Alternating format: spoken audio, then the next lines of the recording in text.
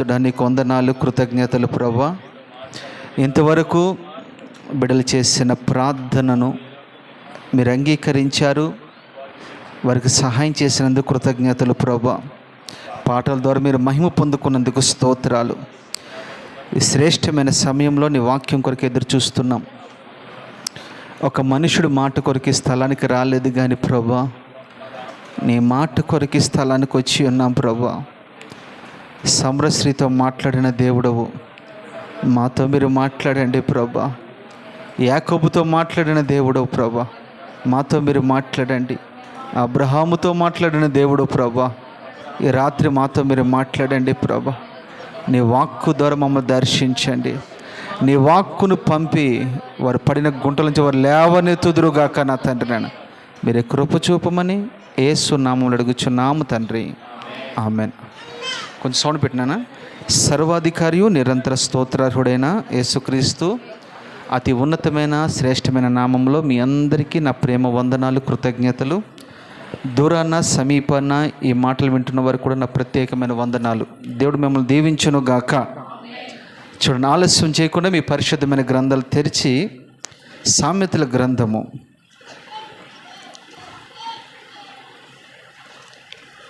12వ అధ్యాయము 24వ వాక్యాన్ని చదువుకుందాం.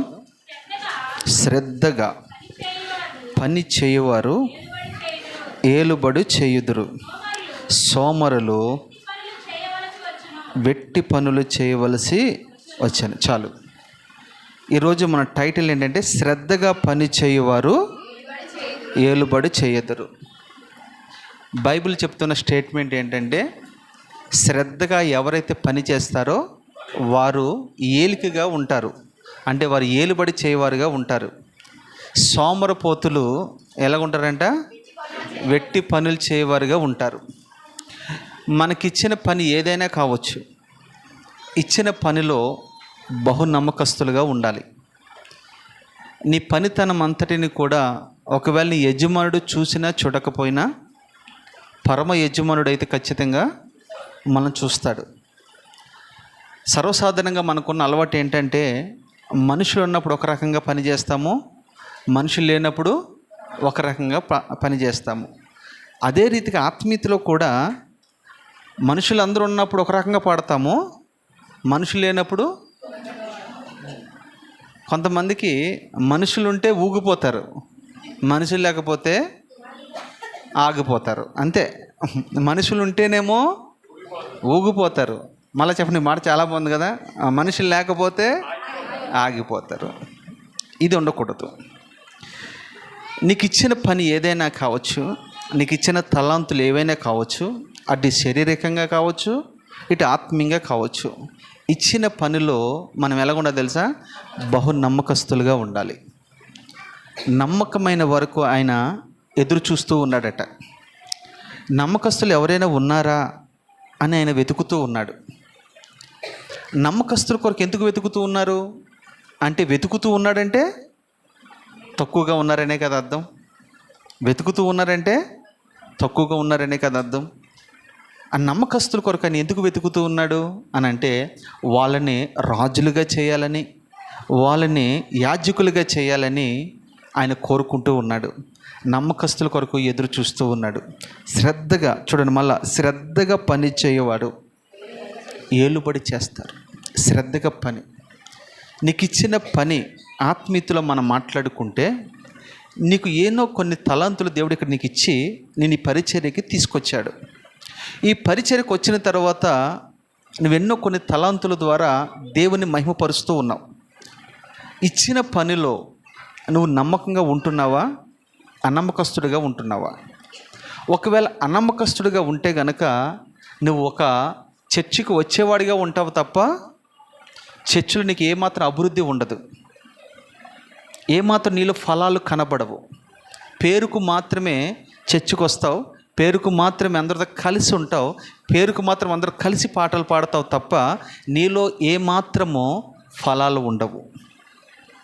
అందరికీ నువ్వు బాగా కనపడవచ్చు, కానీ నీలో ఏముండవు తెలుసా?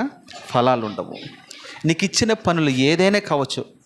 ఉదాహరణకి మ్యాట్లేసే పనే కావచ్చు, ఊడ్చే పనే కావచ్చు, బాత్రూమ్ కడిగే పనే కావచ్చు, ప్రార్థన చేసే పనే కావచ్చు, ఆత్మలు సంపాదించే పనే కావచ్చు, దేవునికి నమ్మకంగా ఇచ్చే పనే కావచ్చు, అనేక మందిని పురుకొల్పే పనే కావచ్చు, మెట్టుకు ఏ పనైనాను నువ్వు చేయగలిగితే చేసే పనిలో కూడా ఏముండాలి? నమ్మకత్వం ఉండాలి. నమ్మకంగా నువ్వు పని చేస్తే ఒకానొక దినాన్న మిమ్మల్ని దేవుడు యాజకులుగా మార్చునుగాక. ఖచ్చితంగా మారుస్తాడు, నో డౌట్ అందులో. నేను అంటాను, ఆయన తలుపులు తీగ ఎవడు మూయగలడు చెప్పండి? ఆయన తలుపులు వేయగా ఎవరు తీయలేరు. అంటే ఈ మాటకున్న అర్థం ఏంటో తెలుసా?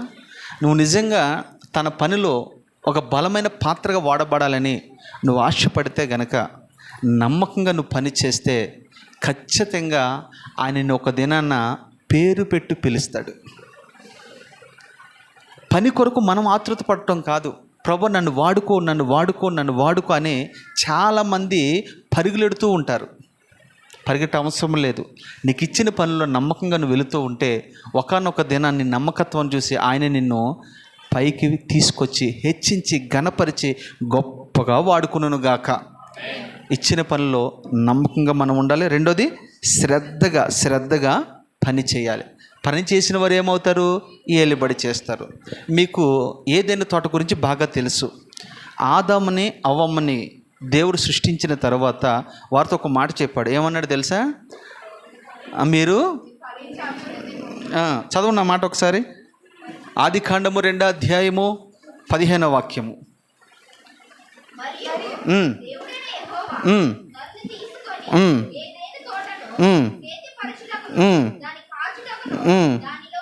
చాలమ్మా. ఏదేని తోట అనగా సంఘం అని అర్థం.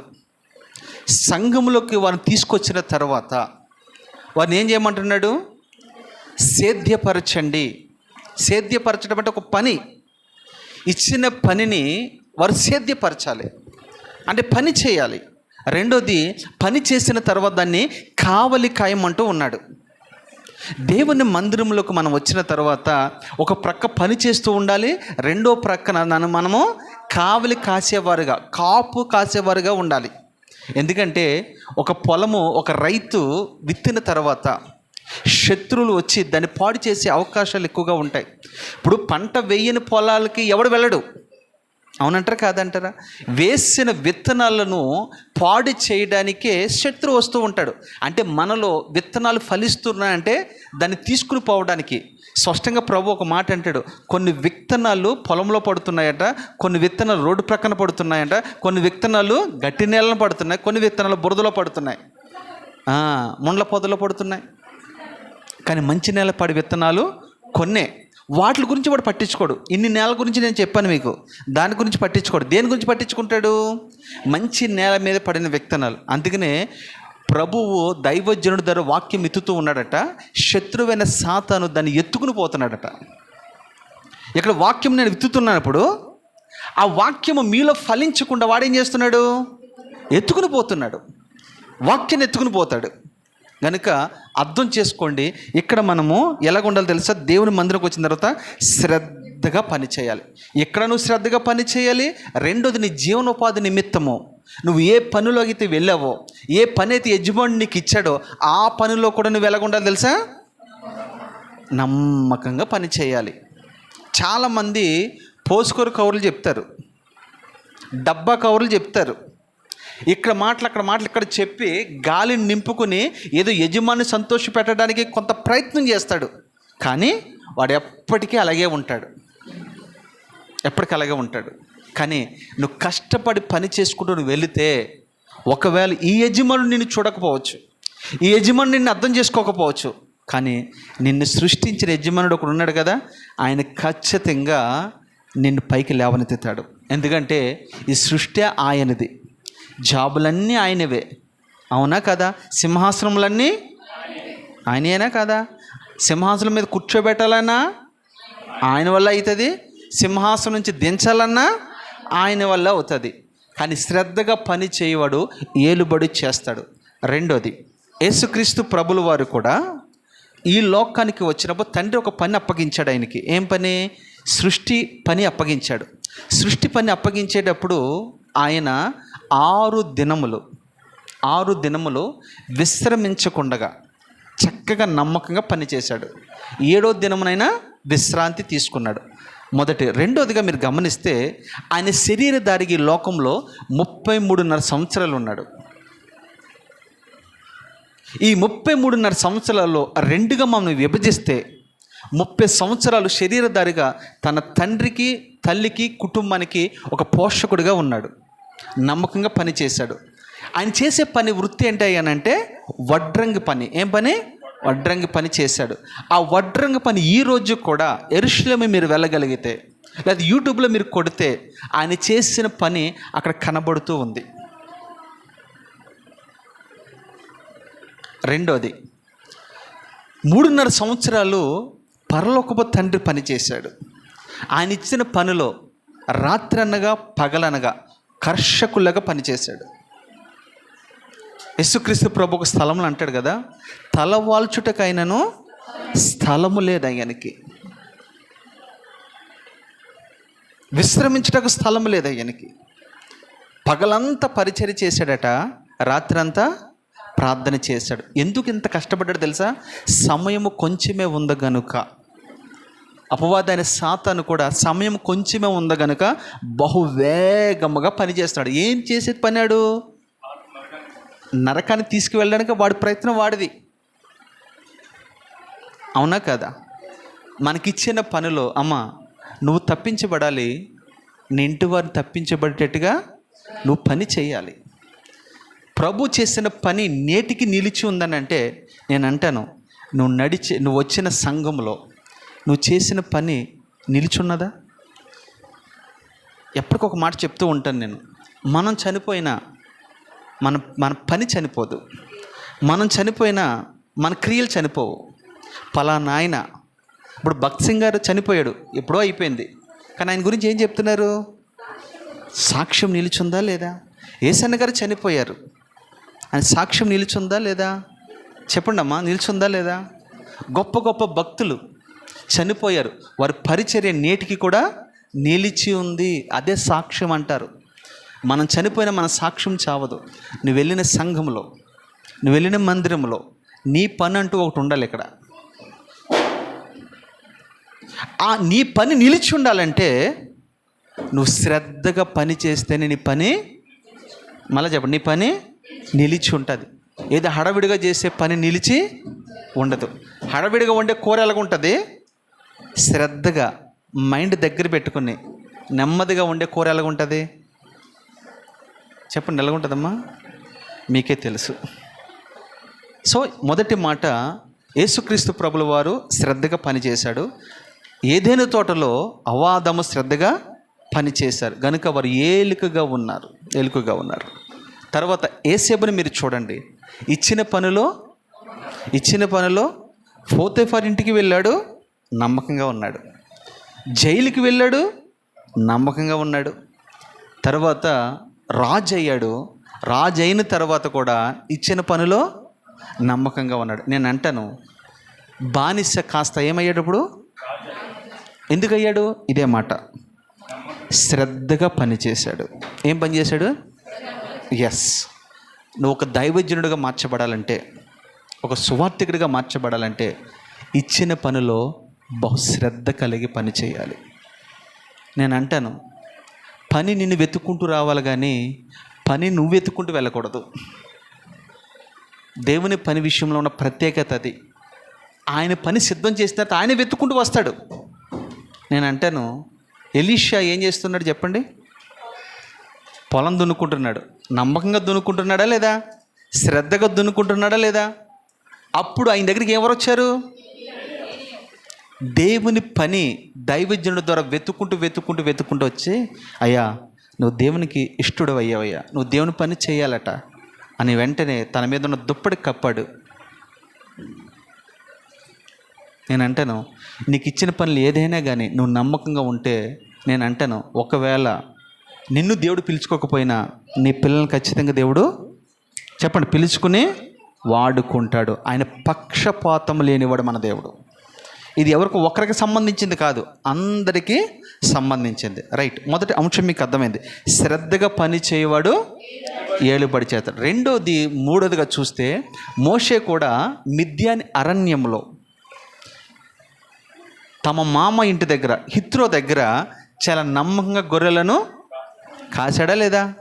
నమ్మకంగా కాశాడు. నేను రాజును కదా అని అనుకోలే, నేను యువరాజును కదా అని అనుకోలే, నేను రాజభోగాలు అనుభవించాను కదా అనుకోలే, బహు నమ్మకంగా గొర్రెలు కాశాడండి. నేను అంటాను, ఇంచుమింది 80 సంవత్సరాలు నలగొట్టిన తర్వాతనే నాయకుడిగా మార్చాడు. శ్రద్ధగా వాటిల్లో నమ్మకంగా ఉన్నాడు, ఏలికగా ఉన్నాడు, లక్షలాది మంది విడిపించేవాడుగా ఉన్నాడు. నేనంటే మనం కూడా ఇచ్చిన పనిలో నమ్మకస్తులుగా ఉందము గాక. మొదటి అంశం మీకు అర్థమైంది. రెండవదిగా చూద్దాం. అదే సామెతల గ్రంథము 10వ అధ్యాయము 4-5 కూడా చదువునన్న.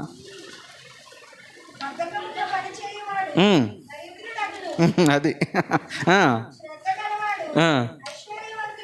అబ్బా, చూసారమ్మా, అండర్లైన్ చేసుకుంటారు ఈ మాట, ఎంత అద్భుతంగా ఉంది. మళ్ళీ చదువమ్మా.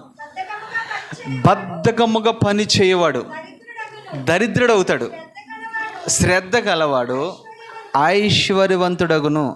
మనం ఐశ్వర్యవంతులుగా మార్చబడట్లేదంటే అర్థం ఏంటి అమ్మా? ఐశ్వర్యవంతులుగా మార్చబడి మీకు అందరికి ఆశ ఉందా లేదా? ఉందా లేదా? ఉదయం ఉందా లేదా? నీకుంది, దివ్య కూడా బాగుందమ్మా, ఉందా లేదా? అది ఎందుకంటే శ్రద్ధగా మనం ఐశ్వర్యవంతులు అవ్వాలంటే ఏం చేయాలి?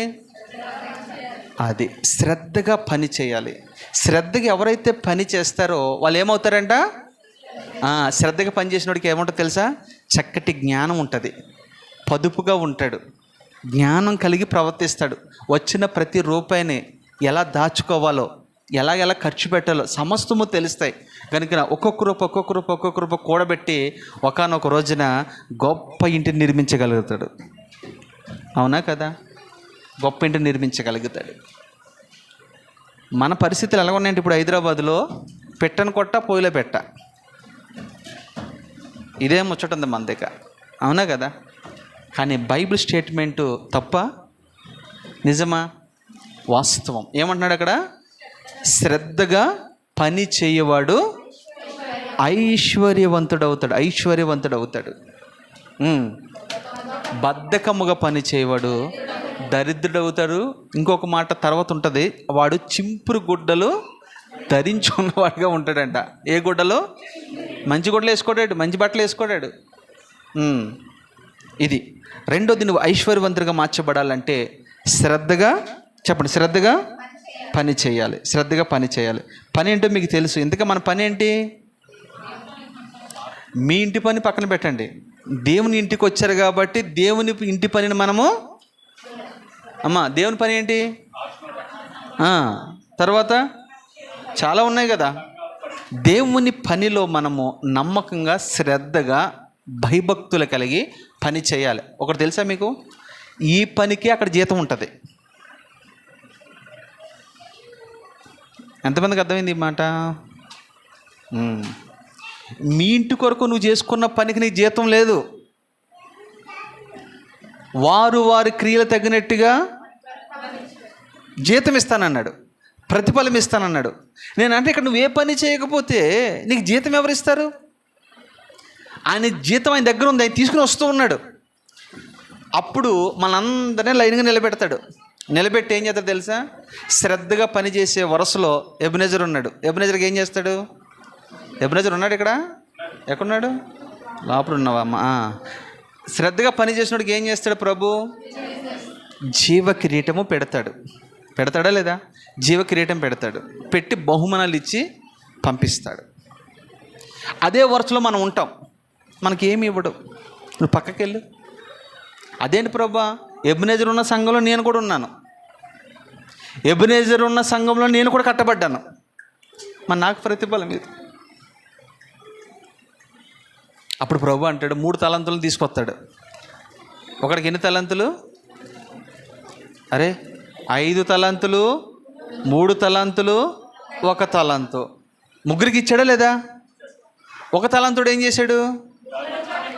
అసలు వీడు బద్ధకస్తుడు, సోమరపోతని ఆయనకి తెలిసే వీడికి ఒకటి ఇచ్చాడు. కానీ ఆ ఒకటిలో కూడా ఆడు ఏం చేశాడు? మళ్ళీ ఆడు మాటలు ఆ రీతిగా ఉన్నాయి. వీడిని ఏం చేయమన్నాడు? లాస్ట్కి తీసుకెళ్ళి నరకంలో పడేయమన్నాడు.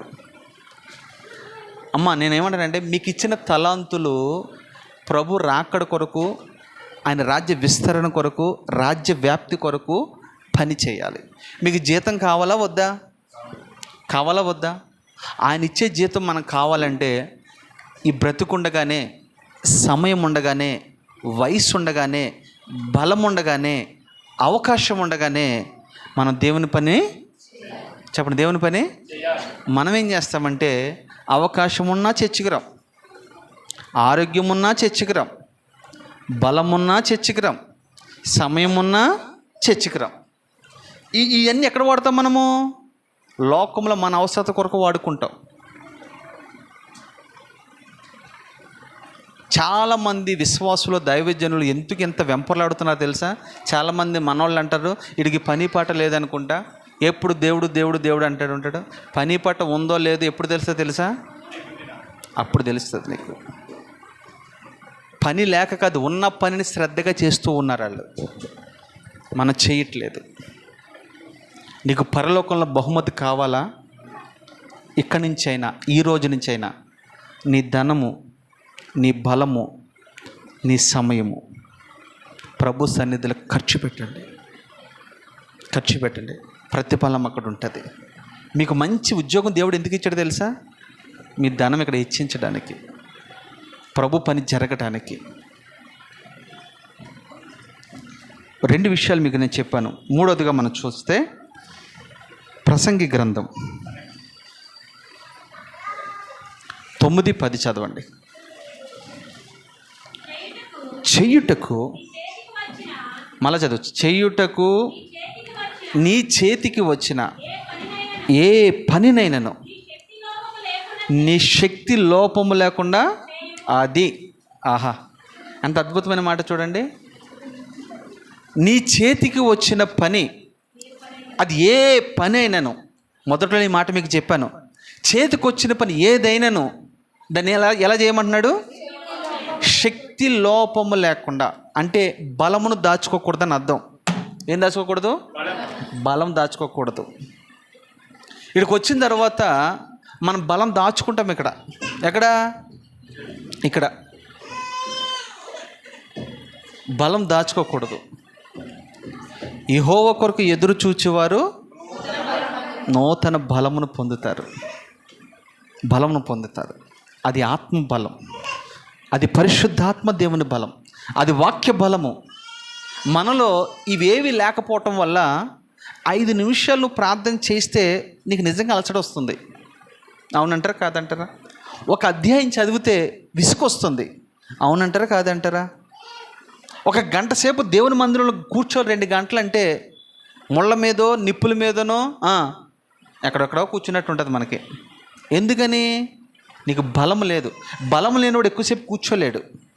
బలం లేనివాడు ఎక్కువగా నడవలేడు.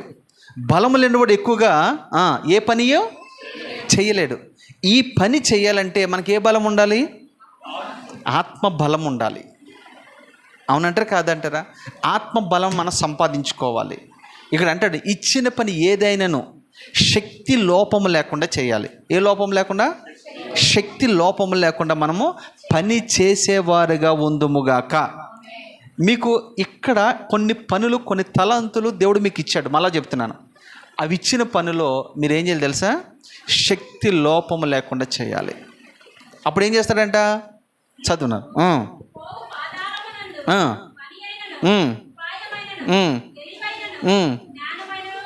అంటే ఈ మాట ఏం అర్థమైంది మీకమ్మా?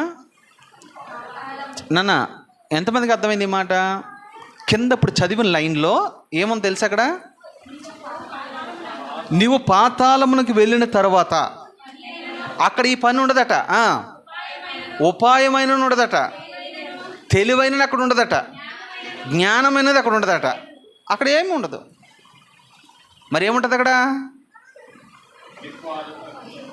అక్కడ ఏముంటుంది మీకు తెలీదా? కాల్చునుడు ఏమంటాడు చెప్పండి? కాలబండుడు ఏమంటాడు? మంటల్లో ఏమంటాడమ్మా? అబ్బా బాగా కాలుతున్నాను కదా, ఆహా ఓహో అని అంటాడా? అగ్నితో స్నానం చేస్తున్నాను కదా, మంచిగా ఉంది కదా అని అనుకుంటాడా? వారు కేకలు పెడుతుంటేనంట పాతాళం అంతా కంపించిపోతూ ఉందట. అరుపులు అలాగుంటాయి ఇక్కడ.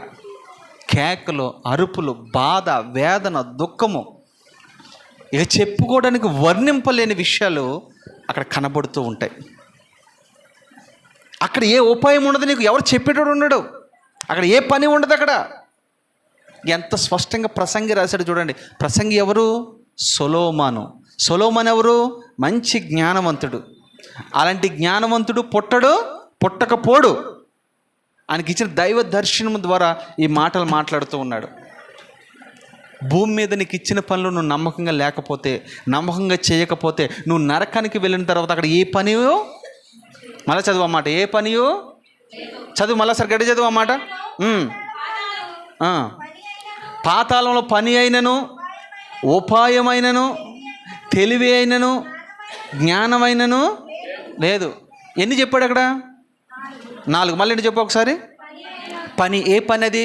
పరిచర్య పని, దేవుని పని. అక్కడ ఉంటుందా? అక్కడ గొడవ ఎందుకండి? మనకి 50 సంవత్సరాలు దాటింది అని అంటే మనం ఈ పని చేయగలమా? అక్కడ వరకు వద్దు, ఇక్కడ చేయగలమా మనం? అక్కడ వరకు వద్దు. రెండోది, ఇప్పుడు గర్భఫలం గురించి మనం ప్రార్థన చేశాం కదా. దేవుడు నిజంగా రాత్రి మన ప్రార్థన ఆలకించి గర్భఫలం లేని వాళ్ళకి అందరికి గర్భఫలం ఇచ్చాడా లేదా? ఇచ్చాడు. ఇప్పుడు మీరు చెప్పండి, ఆయన పనికి వస్తారా మీరు? ఆయన పని ఇలా ఊగించుకుంటూ ఉంటావు, వచ్చిన వాళ్ళు ఊపిస్తూ ఉంటావు, వాళ్ళని కూడా ఆపుతూ ఉంటావు నువ్వు. అంతేనా కదా? చెప్పు వెంకట్, అవునా కాదా? ఇచ్చినంతసేపేమో ఒక ఎత్తు, ఇచ్చిన తర్వాత మరొక ఎత్తు. ఈమె రాదు, వచ్చిన రానవదు. నువ్వు వెళ్తే ఎలాగా? ఈయన ఎవరికి మారుతాడు? ఇడికి డ్రెస్ ఎవడ మారుతాడు, ఇదెవరు మారుతాడు, అదెవరు మారుతాడు అని మొత్తం ఇంటిల పాతిని ఆపేస్తుంది. అప్పుడే మళ్ళీ చర్చికి ఆదివారం కూడా ఇంకొక బ్యాచ్ వస్తుంది. చూస్తాక అప్పుడే వెళ్తారు వీళ్ళు కూడా. ఎవరు? అమ్మా చుట్టాలు, తెలుసు కదమ్మా. చుట్టాలు ఎప్పుడు వెళ్తారు? చర్చి టయానికి వెళ్తారు వీళ్ళు కూడా, మహానుభావులు. చర్చి అయిపోయిన తర్వాత వెళ్ళొచ్చుగా. చర్చ్ జరుగుతున్నప్పుడే వెళ్ళి అక్కడ విందులోనూ వినోదాల్లోనూ పాలు పంపులు పొందుతారు. ఇక్కడ పొందండి, అక్కడ కూడా పొందుతారు. ఎక్కడ? కింద ఒకరు చూసుకుని అక్కడ కూడా పాలు పంపులు ఉంటాయి. ఇది చూడండి, గర్భఫలం వచ్చినప్పటికీ కూడా, గర్భం పొందినప్పుడు కూడా కృతజ్ఞత లేకుండా నువ్వు ఆగిపోతావు మాత్రమే కాదు, అనేక మందిని ఆపుతావు. ఇది భ్రష్టత్వం కాదంటారా? ఇప్పుడు ఉద్యోగం గురించి ప్రార్థన చేశారు. ఇక్కడ ఉద్యోగాలు వస్తాయి, దేవుడు మీకు ఇస్తాడు. ఇచ్చిన తర్వాత ఆదివారం కూడా నువ్వు చర్చికి, ఇక్కడ పని ఆగిపోయిందా లేదా? అంటే నేనంటే దేవుడు నీకు ఉద్యోగం ఇచ్చి తప్పు చేశాడా? గర్భఫలం ఇచ్చి తప్పు చేశాడా? కొంతమంది వివాహం అయిన తర్వాత చూడు, అప్పుడు దాకా మండిస్తాడు. వివాహం అయిన తర్వాత ఆరిపేస్తాడు ఇక్కడ. అవునంటే కాదంటారు? ఇట్లాంటి అనుభవాలు ఉన్నాయా లేవా? ముందేమంటారు? పెళ్లి చూపులకు వెళ్ళినప్పుడు, అయ్యి బాబాయ్ మావాడు మండిపోతాడండి బాబు, మండించేస్తాడండి బాబా. ఏమంటారా? మండించేస్తాడండి, అలాంటి వాళ్ళకి మనం ఇవ్వాలండి అని అంటారు. ఆడు పెళ్ళి అయిన తర్వాత చర్చికి వెళ్ళదంటే, ఇప్పుడే లేసాను మమ్మీ, ఎప్పుడు 12 గంటలకి. దరిద్రుడు. ఇట్లాంటి అనుభవాలు కూడా చాలామందికి ఉంటాయి. పనిలో నిపుణత లేదు, శ్రద్ధ లేదు. తస్మాత్ జాగ్రత్త. దేవుడు నవ్వించడానికో కవ్వించడానికి ఈ మాటలు మీతో మాట్లాడట్లేదు, సరి చేసుకుంటారని మాట్లాడుతున్నాడు.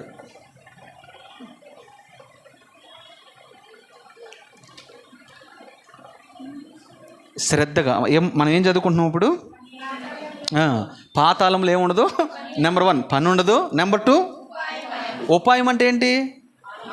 ఆలోచన. అక్కడ ఆలోచన చెప్పేటోడు కూడా లేదు. బాబు ఈరోజు చర్చికి వెళ్ళరా, ఈరోజు ప్రార్థన చేసుకోరా, ఈరోజు ఉపవాసం ఉండరా, లేదా ఈరోజు అది చేయరా ఇది చేయరా అని ఎవడు చెప్పేటోడు కూడా అక్కడ ఉండడు. అక్కడ ఏ బ్యాచ్ ఉంటుంది? ఆ బ్యాచ్ ఉంటుంది అక్కడ. 2. మూడోది, అక్కడ తెలివికి ఉనికి పొట్టెవరు? యేసుక్రీస్తు ప్రభువే కదా. అవునా కదా? ఆయన కూడా అక్కడ ఉండడు. 4 జ్ఞానం అంటే దేవుడే. తెలివి ఉండదు, జ్ఞానం ఉండదు. తెలివి అంటే వాస్తవం చెప్పాలంటే బుద్ధి అని అర్థం. బుద్ధి లేదు. బుద్ధి లేక వాడు వృద్ధిలోనికి రాలేదు. ఎన్ని విషయాలు మీకు అర్థమైనాయి. తర్వాత కొన్ని విషయాలు ముందుకు వెళ్దాం. ఇంకా మొదటి రాజుల గ్రంథము చూడండి. ఇతడు వాస్తవానికి అన్యుడే, కానీ ఎలాగా ఉన్నాడో చూడండి. మొదటి రాజుల గ్రంథము 11వ అధ్యాయము 27 నుండి 30 వరకు నెమ్మదిగా చదవండి అమ్మా. ఎవరో ఒకరే చదవండి అమ్మా.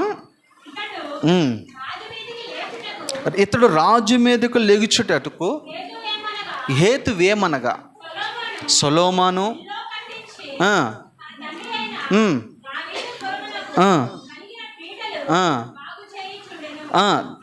అయితే యెరోబాము అని ఇతడు మహాబలాఢ్యుడై ఉండగా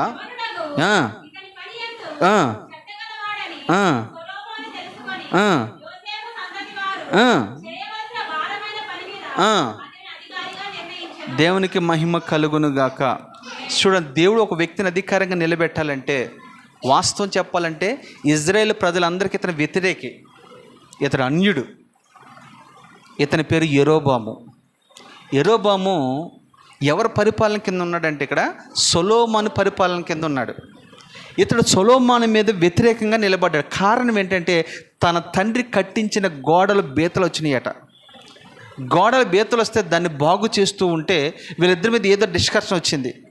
అయినప్పటికీ కూడా సొలొమోను ఆ పని అంతటిని పరిశీలించాడు. ఎవరి పని? యెరోబాము చేసిన పని పరిశీలన చేశాడు. పరిశీలన చేసి ఇతను చాలా నమ్మకంగా పనిచేస్తున్నాడు, ఇచ్చిన పనిలో నమ్మకంగా ఉన్నాడు. గనుక ఇజ్రాయేలులో యోసేపు సంతతి వారి మీద ఇతన్ని ఒక లీడర్గా చేయాలి, ఒక నాయకుడిగా చేయాలి, ఒక అధికారిగా చేయాలని రాజు నిర్ణయించి అతను ఏం చేశాడు తెలుసా? ఇజ్రాయేల్ సంతతి మీద అధికారినిగా చేశాడు. చూసారా? ఈ యెరోబాము ఎవరో నన్ను చూస్తారని ఆ బీటలను బాగు చేయాల. బీటలో అనగా ఈ గోడ ఉంది ఇక్కడ. ఈ గోడ కొన్ని దినాలు అయిన తర్వాత, కొన్ని సంవత్సరాలు అయిన తర్వాత బీట వస్తుంది. ఆ బీట వచ్చినప్పుడు ఎవరైనా పని చేసిన వాడు ఉంటే కనుక ఇది బీట వస్తుందని దాన్ని ఏం చేస్తాడు? మళ్ళా పూడి చేస్తూ ఉంటాడు. అవునా కాదా? ఆత్మీయతలో కూడా చూడండి, ఆత్మీయతలో కూడా మనకి కొన్ని బీటలు వస్తాయి, క్రాక్స్ వస్తాయి. అంటే విశ్వాసంలోనూ బద్దలైపోతావు, ప్రార్థనలో బద్దలైపోతావు, ఆత్మీయతలోనూ బద్దలైపోతావు. ఆ క్రాక్ వచ్చిన తర్వాత రాత్రి నేను వెంకటోళ్ళ ఇంట్లో ఈ మాటలు చెప్పా. కొండ బీత వచ్చిన తర్వాత దాంట్లో నువ్వు ఎన్ని నీళ్ళు పోసినా ఆ నీళ్ళు ఏమైపోతాయి? ఇంకిపోతాయి, బయటకు వచ్చేస్తూ ఉంటాయి. అవునా కదా? ఆ బీట పడింది లేదా ఇది చిల్లు పడింది అని నువ్వు గమనించినప్పుడు దాన్ని వెంటనే సరి చేయబడాలంటే ఆ కొండను ఎక్కడ తీసుకెళ్ళాలి? మనము కుమ్మరి ఇంటికి తీసుకెళ్ళాలి. కుమ్మరి ఎక్కడుంటాడు? దేవుని సన్నిధిలో ఉంటాడు. మన కొండలు పగిలిపోయినా మనం ఏం చేస్తామంటే ఏదో టేప్ వేయటమో, సబ్బు పెట్టడమో, తారు అంటారు కదా, తారు పెట్టడం ఏదో చేస్తాం. అది తాత్కాలికమే. కుమ్మరివాడి ఇంటికి నువ్వు తీసుకురావాలి. ఎవరు మన కుమ్మరివాడు అంటే యేసుక్రీస్తు ప్రభులు వారు. ఆ కుమ్మరివాడి ఇంటికి పగిలిపోయిన కొండని తీసుకొస్తే ఆయన మరలా దాన్ని బాగు చేస్తాడు. విసిరివేయుడు. ఈ కొండ బీటలు వచ్చింది, ఇది చిల్లడిపోయింది, ఇది వాడుకోవడానికి ఉపయోగపడ్డాను యజమానుడు పడేయుడు. మన కుమ్మరివాడు చాలా మంచివాడండి. పాడైపోయిన పాత్రను కూడా ఆయన మళ్ళా సారి మీదకి తీసుకొస్తాడు. మళ్ళా దాన్ని మంచి రూపాన్ని తీసుకొచ్చి బాగు చేసి మళ్ళా వాడబడే పాత్రగా దాన్ని మార్చగలడు. ఒక ఆమె పాడైపోయింది, ఆ కొండ పగిలిపోయింది, ఆమెలో ఏమీ భక్తి అనేదే లేదు. ఒక రోజున మధ్యాహ్న సమయం మందు బావి వద్దకు వచ్చింది. ఆ బావి వద్ద కుమ్మరివాడు ఉన్నాడు. ఆ కుమ్మరివాడు ఆమెని మరలా సారి మీదకి తీసుకొచ్చి చక్కటి రూపాన్ని ఇచ్చి ఆ మట్టి దేహంలో మహిమైశ్వర్యం నుంచి తిరిగి తన గ్రామానికి పంపించాడు. పగిలిపోయిన ఈ కుండ ఎంత అద్భుతంగా వాడబడిందో తెలుసా? నేను అంటాను, ఒక్క ప్రసంగానికి 3000 మంది రక్షించబడ్డారేమో. 1,00,000 మందిని రక్షించబడ్డారంటే, నేనంటాను ఈ పగిలిపోయిన కుండను బాగు చేసి పంపించిన తర్వాత ఊరే కదిలొచ్చింది. ఊరే కదిలొచ్చింది. ఎవరేమి? సమరయ స్త్రీ. నేను అంటాను, నువ్వు వాడబడలేకపోతున్నావంటే నీ కుండలో మహిమ లేదు, నీ కుండలో వాక్యము లేదు, నీ కుండలో ప్రార్థన లేదు, నీ కుండలో విశ్వాసం లేదు. అందుకనే నువ్వు ఎవరికేమి చెప్పలేకపోతున్నావు, నువ్వు నిలబడలేకపోతున్నావు. నేనంటే నీ రాత్రి ప్రేమతో ప్రభు నీతో మాట్లాడుతున్నాడు. పగిలిపోయావా? నిరుమొహమాటం లేకుండా యజమానుడికి చెప్పు, అయ్యా నేను పగిలిపోయి చాలా అవుతుందయ్యా, చాలా సంవత్సరాలు అవుతుందయ్యా, ఏదో అందరికీ కనబడాలని కప్పుకుని వస్తూ ఉన్నానయ్యా, దాచబడుతూ వస్తున్నానయ్యా, వాస్తవం నేను పగిలిపోయానయ్యా. వాక్యము నాలో ఎంత బలమైన వాక్యము దైవజనుడు విత్తుతున్నా అది నాలో పని చేయట్లేదయ్యా, అది నాలో పని చేయట్లేదు, పగిలిపోయానయ్యా అని నువ్వు పశ్చాత్తాపడి ప్రభు సన్నిధికి వచ్చి ఏడవగలిగితే, నా దేవుడు మంచి కుమ్మరమ్మ, ఆయన నిన్ను త్రోసివేయడు.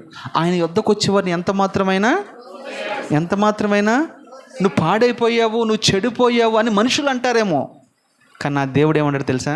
రా, దినమెల్లా ఆయన చేతులు చాపించాడు. పగిలిపోయావా? దేవుడు మళ్ళీ నిన్ను సరి చేయడానికి ఇష్టపడుతూ ఉన్నాడు. ఇష్టపడతాం మాత్రమే కాదు, నిన్ను బహు బలముగా ఆయన వాడుకోవాలని ఇష్టపడుతూ ఉన్నాడు. ఎంత అద్భుతమైన విషయాలు మీరు వింటున్నారు కదా. రెండవదిగా మనం ఆలోచన చేస్తే, ఈ యెరోబాము చూడండి, ఇచ్చిన పనులు నమ్మకంగా ఉన్నాడు. నమ్మకంగా ఉన్నవాడు మనం చదివి మొదట్లోనూ ఏలుబడి చేస్తాడు. 2 ఐశ్వర్యవంతుడిగా మార్చబడతాడు. ఒకటి నువ్వు ఏలుబడి చేస్తావు, రెండోది నువ్వు దాంతోపాటు నీకు ఇచ్చేది ఏంటి? గిఫ్ట్ ఏంటో తెలుసా? ఐశ్వర్యవంతుడిగా ఉంటాను.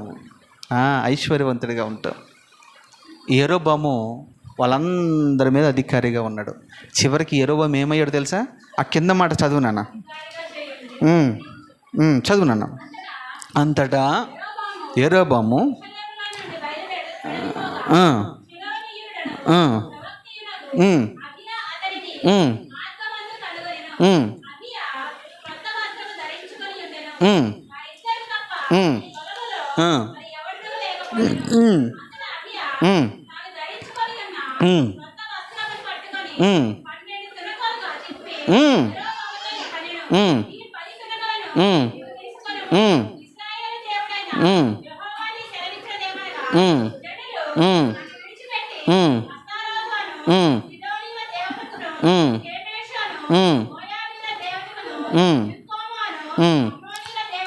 చాలమ్మ నేను చెప్తాను వినండి. ఇక్కడ నుంచి జాగ్రత్త నా వైపు చూడాలి మీరు. యెరోబాము ఎవరో చూస్తారో పని చేయలే. అక్కడ బీటలు ఉన్నాయి, దాన్ని బాగు చేశాడు అంతే. మీరు మందిరానికి వచ్చిన తర్వాత ఎంతోమంది పగిలిపోయిన వారు ఇక్కడ కనపడుతూ ఉంటారు, విరిగి నలిగిన హృదయంతో ఉంటూ ఉంటారు. ఎవరో చూడాలని నువ్వు పని చేయటం కాదు, కానీ ఎవరు చూసినా చూడకపోయినా నీకు ఇచ్చిన పనిలో నమ్మకంగా ఉన్నప్పుడు యెరోబాముని ఎలాగ హెచ్చించాడో దేవుడు నిన్ను కూడా ఒకానొక దినాన్న హెచ్చిస్తాడు. అతను పని చేశాడు. యెరూషలేము అనగా ఏంటి? సంఘము అని అర్థం. సంఘంలో ఏం చేశాడు? ఆయన పని చేశాడు. ఆ గోడలను బాగు చేసి తిరిగి తన ఇంటికి వెళ్ళిపోతూ ఉంటే ఇక్కడ రాజు అతను గణపరిచాడు, రాజు అతను మెచ్చుకున్నాడు. తర్వాత అక్కడితో తను ఏం పట్టించుకోకుండా తిరిగి వెళ్ళిపోతున్నాడు. తన ఇంటికి వెళ్ళిపోతూ ఉంటే అక్కడ దైవజనుడు తను ఎదుర్కొన్నాడు. దైవజనుడు తను ఎదుర్కొని అంటాడు, తన దైవజనుడు వేసుకున్న వస్త్రము 12 ముక్కలుగా చించి 10 ముక్కలను యెరోబాము చేతికిచ్చి అంటాడు, అయ్యా ఈ 10 గోత్రాలకి నీవే ఇక్కడి నుంచి రాజువి, ఇక్కడి నుంచి నీవే అధికారివి, ఇక్కడి నుంచి నీవే వారికి నాయకుడివి నువ్వు అని ఆ 10 గోత్రాలను ఎవరికి అప్పగించాడు తెలుసా? యెరోబాముకు అప్పగించాడు. నేను అంటాను, యెరోబాము రాజు అవుతాడని యెరోబాముకు తెలుసా? తెలియదు. అతను రాజు చేసింది ఎవరు?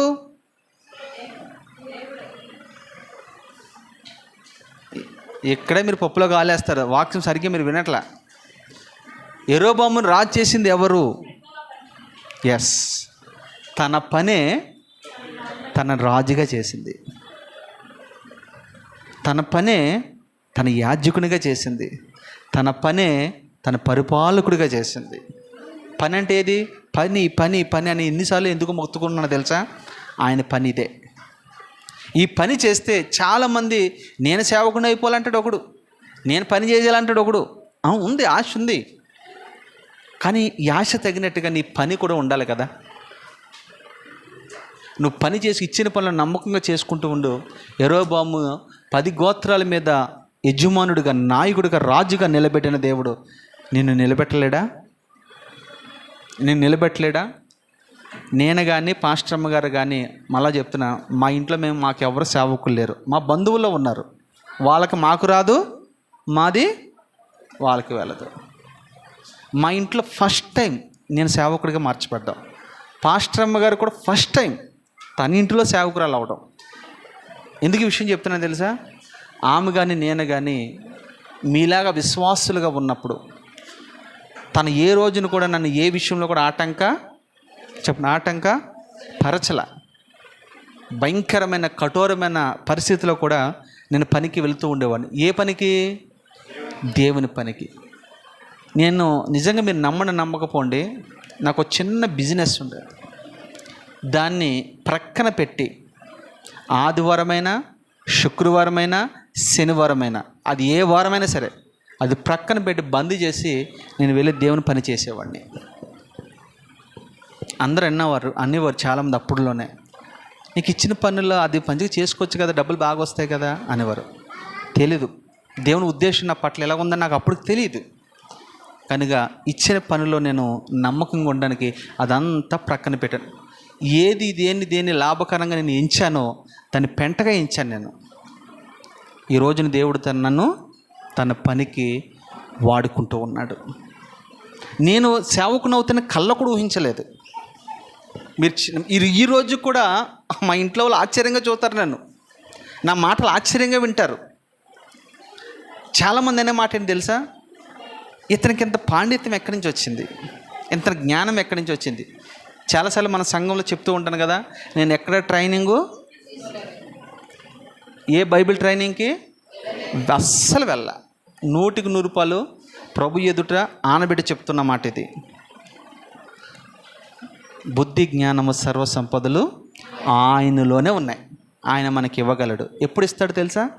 శ్రద్ధగా పని చేస్తే. ఇందాక మీకు చెప్పాను కదా, సమరశ్రీ ఏ కాలేజీకి వెళ్ళింది అమ్మా? ఏ కాలేజీకి వెళ్ళిందా?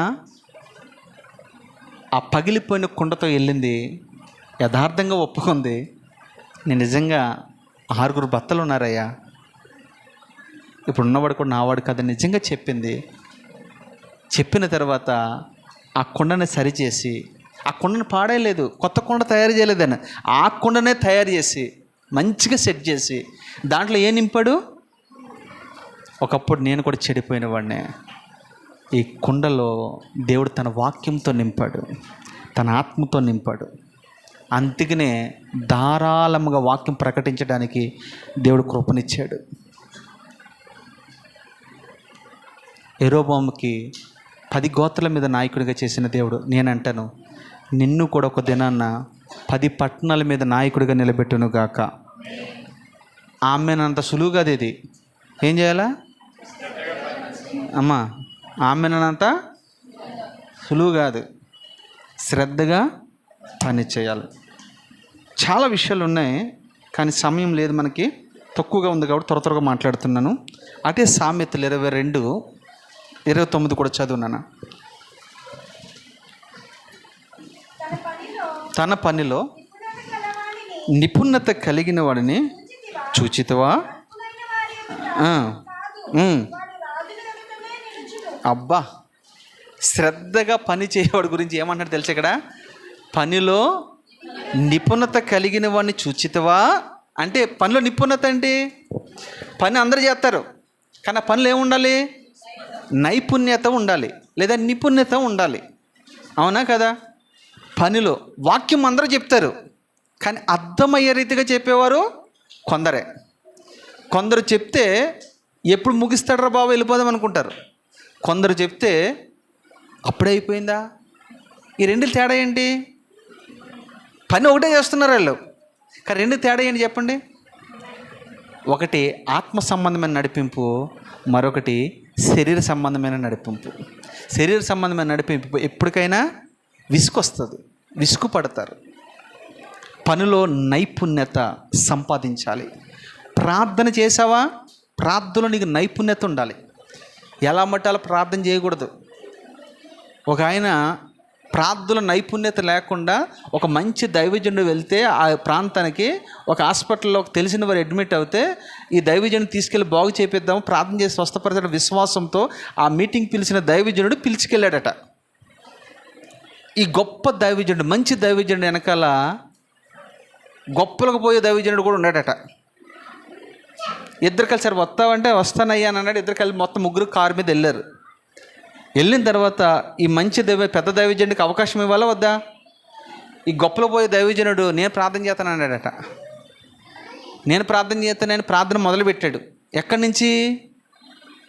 విజయవాడ నుంచి మొదలెట్టాడు, అమెరికా వరకు వెళ్ళిపోయాడు. ఈలోగా మనోడు కూడా ఆ అమెరికాకి పోయాడు. అక్కడ ఏం చేయాలో అదే చేయాలి, ఏ ప్రార్థన చేయాలో అదే ప్రార్థన చేయాలి. అవునా కదా? ఇప్పుడు యేసుక్రీస్తు ప్రభు వారు లాజరు దగ్గరికి వెళ్ళాడు. ఆ ఇంటిల పాత గురించి చెప్పాడా? ఒకే ఒక్క మాట, లాజరు లేచిరా. దీన్నే ఏమంటారంటే నిపుణత లేదా నైపుణ్యత. ప్రార్థనలు ఏముండాలి మనకి? నీకు ఇచ్చిన అంశంలో. అందుకని ప్రభు అంటాడు, విస్తారముగా మీరు ప్రార్థన చేసినంత మాత్రాన ఉందా లేదా మాట? అమ్మ ఉందా? అది వినపడుతుందని మీరు అనుకుంటున్నారా? మేలు పొందుకుంటారని మీరు అనుకుంటున్నారా? లేదు లేదు. మీరు మాట్లాడే దాంట్లో, మీరు ప్రార్థన చేసే దాంట్లో క్లుప్త ప్రార్థన అయినా చిన్న ప్రార్థన అయినా ఖచ్చితమైన ప్రార్థన ఉండాలి. నిపుణత. ఒకటి, ప్రార్థనలో నిపుణత ఉండాలి. రెండు, విశ్వాసంలో నిపుణత ఉండాలి. భక్తిలో నిపుణత లేదా నాణ్యత ఉండాలి. భక్తులు ఏముండాలి చెప్పండి? నాణ్యత ఉండాలి. మీరు వేసుకునే బట్టల్లో నాణ్యత ఉందా లేదా చూస్తారా లేదా? అమ్మ చూస్తారా లేదా? కూరగాయలు కొంటారు అక్కోళ్ళు, ఏం చేస్తారు తెలుసా? దాన్ని కళ్ళు తిరిగి వరకు తిప్పుతూ ఉంటారు. ఇట్లా తిప్పుతారా లేదా? ఎందుకని? నాణ్యం. మనకు నాణ్యత లేకపోయినా మనం కొనే వాటి అయితే నాణ్యత కావాలి మనకి. అలాగా నేనేమంటే నీ దేవుడు నీ పట్ల నాణ్యత కలిగిన వాటిని చూస్తున్నాడు. పని విషయంలో ఏమంటున్నాడు అక్కడ? నిపుణత కలిగిన వాడిని చూచితవా ఏమన్నాడు? చూసి నేర్చుకో. అది అతను ఉన్నాడు కదా, అతను నీలేక పని చేస్తున్నాడు, శ్రద్ధగా పని చేస్తున్నాడు, నమ్మకంగా పని చేస్తున్నాడు. అంత మాత్రమే కాదు, అతని పనిలో నిపుణత ఉంది. ఒక శిల్పకారుని తీసుకెళ్ళి ఒక బండను చూపించామనుకోండి, అతను ఏం చేస్తాడు చెప్పండి? మనమైతే ఏమంటాం? ఎగతాళి చేస్తాం వెళ్ళి, ఈ బండని ఈ పోటుగాడు ఏదో చేస్తాడంటే అంటాం మనం తెలియక. కానీ ఆ బండని చూసిన ఈ శిల్పకారికి ఏం కనపడుతుంది తెలుసా? ఓ మంచి శిల్పం కనపడుతుంది అందులో. అతని దృష్టి అలాగ ఉంటుంది, అతని మనసు అలాగ ఉంటుంది. ఆ బండను చూసి చక్కగా చెక్కిన తర్వాత అది చూడండి, ఒకప్పుడే బండను చూసి ఎంతోమంది వెళ్ళిపోతారు. అదే బండను చెక్కిన తర్వాత ఎంతోమంది మొక్కుతారు. ఎక్కడి నుంచి వచ్చింది ఇది? నైపుణ్యత కలిగిన వారు. మన మంచి శిల్పకారుడు ఎవరో తెలుసా? నా మంచి శిల్పకారుడు యేసుక్రీస్తు ప్రభువే. పాడైపోయిన నిన్ను, పాడైపోయిన నన్ను, చెడిపోయిన నిన్ను, చెడిపోయిన నన్ను దేవుడు తన ప్రేమ చేత ఆకర్షించి, మనలో ఏ మంచితనము లేదండి, మళ్ళా చెప్తున్నాను, మనలో ఏ నీతి లేదు, ఏ మంచితనము లేదు. కేవలం ఆయన మంచితనం, ఆయన కృప ద్వారా మనము రక్షించబడ్డాం. కృప ద్వారానే మీరు రక్షించబడ్డారు తప్ప మరొకటి ఏది లేదు. ఆయన ఆకర్షించుకున్నాడు, సంఘం అనే సారి మీదకి తీసుకొచ్చాడు. ఒక్కొక్క వ్యక్తిని మంచి పాత్రగా తయారు చేస్తూ ఉన్నాడు. చెడిపోయిన వారమే మనమంతా, నీతిమంతులు లేడు ఒక్కడు. అందరూ పాపము చేసి దేవుడు అనుగ్రహించిన మహిమను పొందలేకపోతూ ఉన్నారు. సమయం అయిపోతుంది, ఇంకా చెప్పమంటారా? ఒకే ఒక్క మాట చెప్తాను.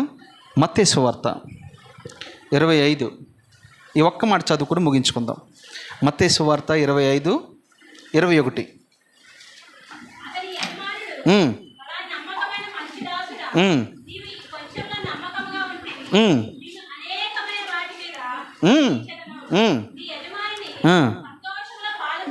ఆ, ఉమ్, ఉమ్, ఉమ్, ఉమ్, ఉమ్, ఉమ్, ఉమ్, ఉమ్, ఉమ్, ఉమ్.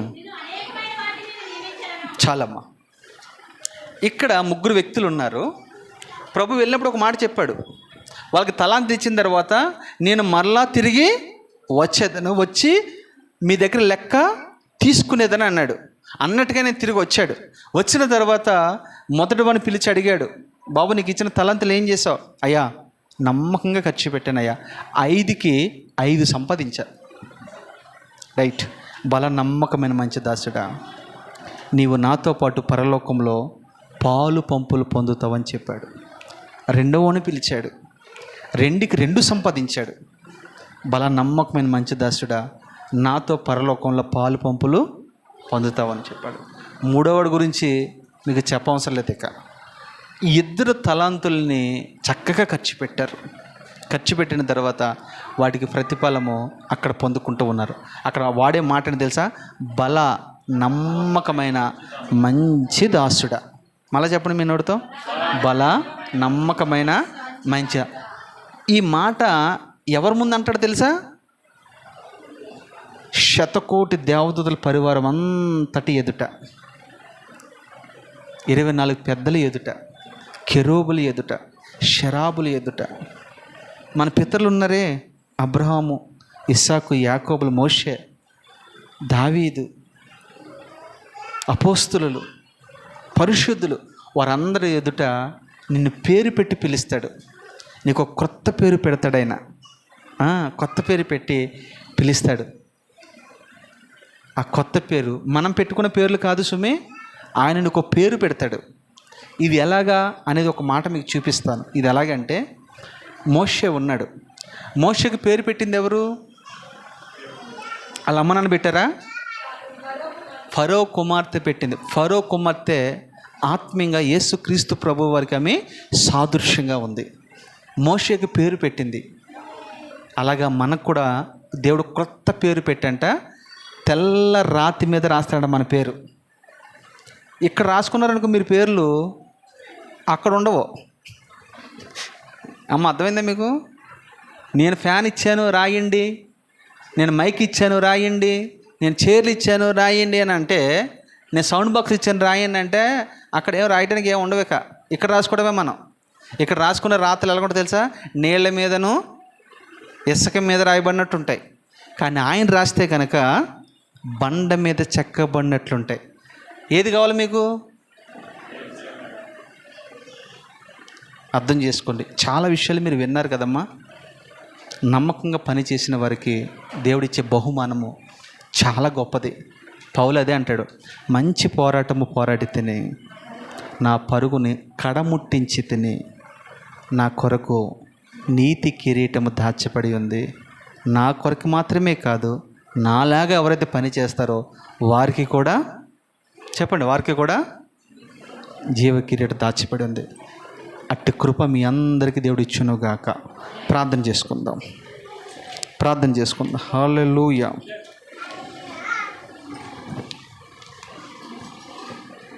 స్తుతి కలుగునుగాక. అందరూ ప్రార్థన చేసుకుందామా?